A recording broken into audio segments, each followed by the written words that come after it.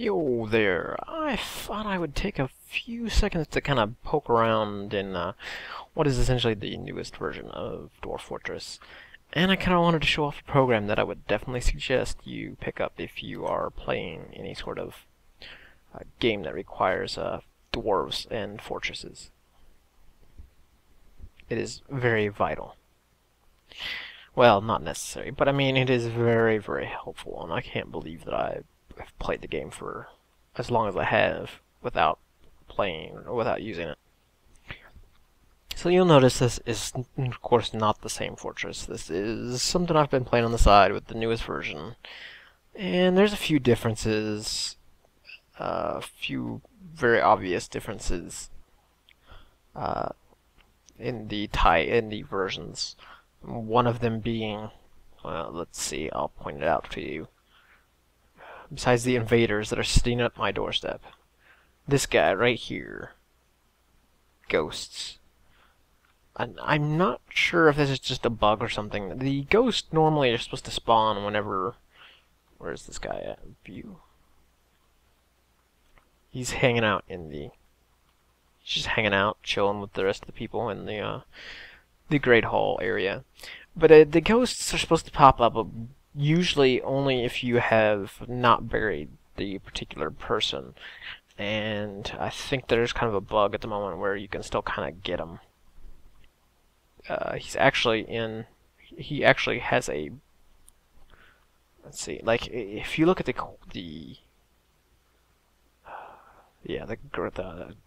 coffins here, they all like have particular little messages for whoever specifically in them.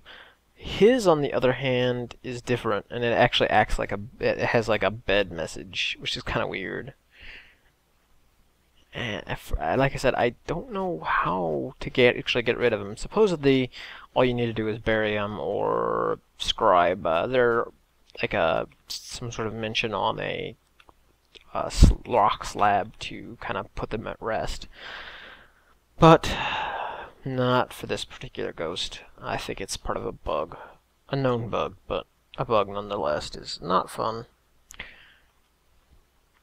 Let's see, some of the other large differences, besides the fact that, hey, the crossbowmen are actually shooting at the crossbow targets, but that doesn't really mean that they're good at it, because I've still had god-awful problems with military so far.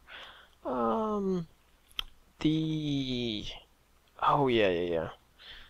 Let me go to the... Alright, so justice. I've got these murderers.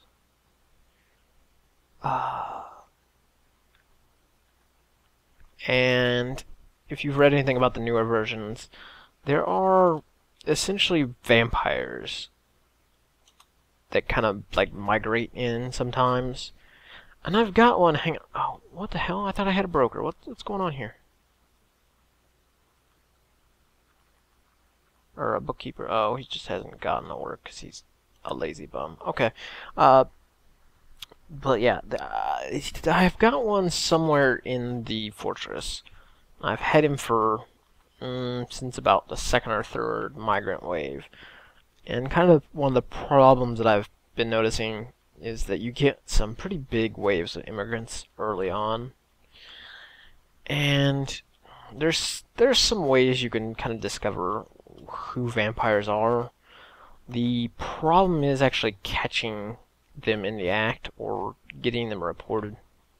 I mean, I could do it the cheap way and kind of like hunt through every single dwarf's history, and there's some key wordings and different things that are in the wording on particular dwarf descriptions that will tell you, hey, this guy might be a vampire.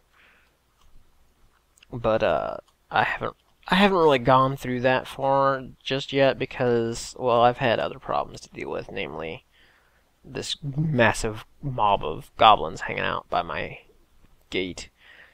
I kind of set it up to where I could fire out at them, and my crossbowmen are moronic in the fact that they will not carry crossbow bolts half the time.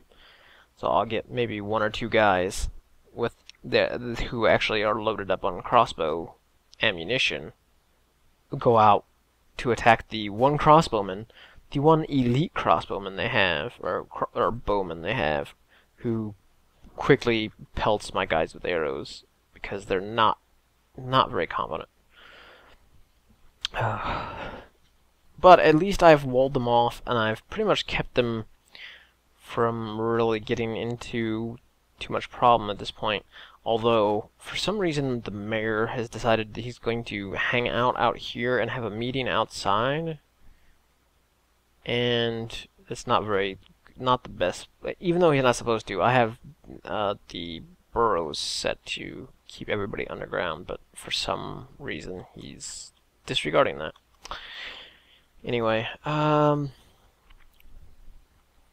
much else going on. I'm kind of, like I said, this fortress here is just kind of play around with the new stuff and kind of get a feel for the newer setups, the newer rules, and any of the bugs that have been fixed and all that kind of stuff. And it's kind of one of those things that kind of really fuels me to play the game again, is new features and new interesting things. And I've kind of decided to wall off this fortress by the ocean. Like the ocean beach side there, and I've got a river coming through here. It's a pretty nice little area, except for the fact that I've got a lot of goblins real early. I think this is like the 3rd year. What year does that say up there? Yeah, about 4 years, I think. So your fortresses seem to grow a lot faster in the newer version, but at the same time, this means that you're going to get goblin attention a lot quicker, because, I don't know, just your wealth grows faster, or maybe it's, I don't know, it's really just been kind of a double-edged sword. I have enough dwarves to really make up a military force, but of course they're not skilled enough. The brighter side, I guess, is that at this particular fortress I actually managed to find some coal down here. And I'm telling you right now, coal, unless you start out like finding like lava on the surface, or a volcano or something ridiculous like that, if you don't have a reliable fuel source like coal hanging around, you're gonna have a hard time. I mean, you're literally gonna have to pretty much trap and kind of finagle the AI as best you can into running into traps and staying away from your fortress. Because I mean, it's not what I would consider fun not having iron equipment.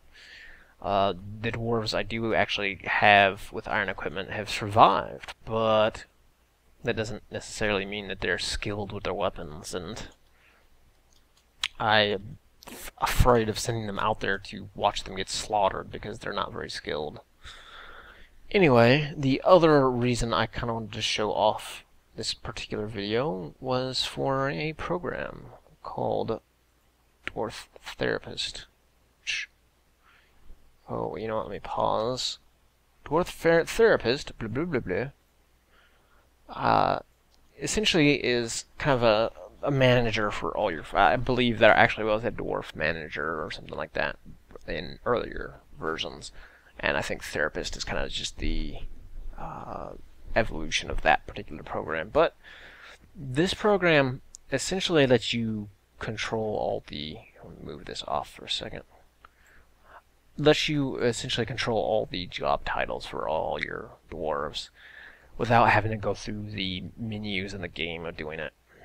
It is particularly handy for seeing what all you have in a category. It breaks everything down by category.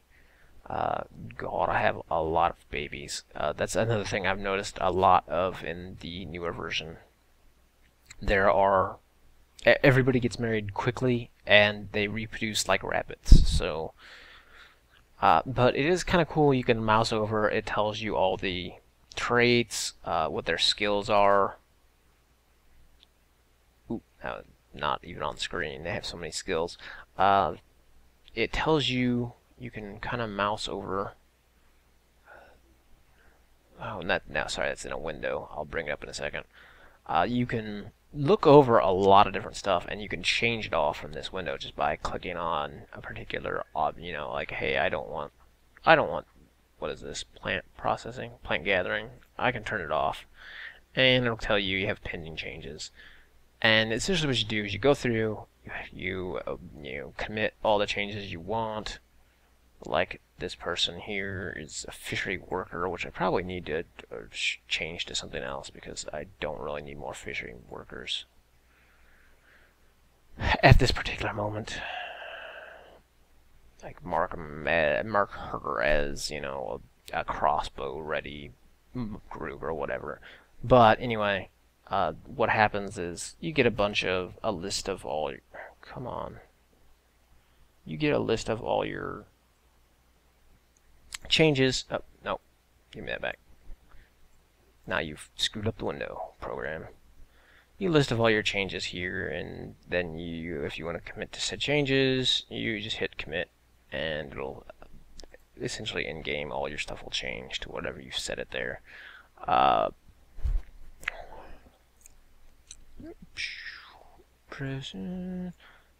The other things, it really lets you kind of figure out what all skills everybody's got, especially even the social and military ones, which can come in handy if you really need to find some guys to lead up your crossbow teams or your squads or whatever. It is very handy, like I said, for kind of figuring out what all you've got in your fortress and setting particular groups of dwarves to a particular job. You can actually make custom, let's say, you know what, that fishery worker, I don't need you to be a fishery worker. I'm going to make a custom profession. I can make them, let's say, make them a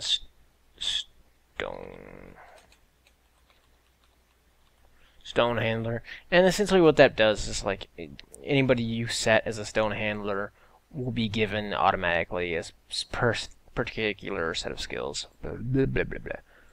So we've got, we don't, food hauling, sure. We do not want the fishing skills, obviously. Let's give them stone handler. Obviously we need let's make stone detailing, so that way we can smooth stone, and sure, why not stone crafting too? No, that wouldn't make sense. Let's go ahead and oh, you know what, no, I don't. Animal hauling, yeah, sure. What? No, you know what? That's not a stone. Cleaning, yeah, all right. Well, you get the idea. It's you kind of can make up your own particular.